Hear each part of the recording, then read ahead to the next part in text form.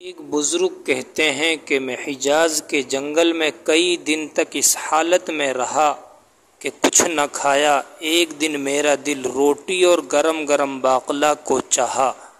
میں نے سوچا کہ میں جنگل بیابان میں ہوں اور یہاں سے عراق تک کی مسافت بہت دور ہے، یہاں گرم گرم باقلا کہاں؟ میں اسی سوچ میں تھا کہ ایک بدو آواز لگاتا ملا، لے لو روٹی گرم باقلا۔ میں اس کی طرف بڑھا، میں نے پوچھا گرم ہے؟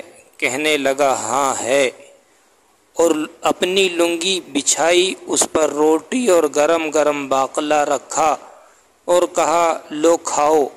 میں نے کھایا۔ کہنے لگا اور کھاؤ۔ میں نے اور کھایا۔ پھر تیسری مرتبہ اس نے تقاضا کیا، میں نے اور بھی کھا لیا۔ پھر چوتھی مرتبہ اس نے جب تقاضا کیا تو میں نے اس سے پوچھا کہ اس ذات کے حق کی قسم جس نے تجھے میرے لیے اس جنگل بیابان میں بھیجا، تو مجھے یہ بتا کہ تو کون ہے؟ کہنے لگے کہ میں خضر ہوں۔ یہ کہہ کر وہ غائب ہو گئے۔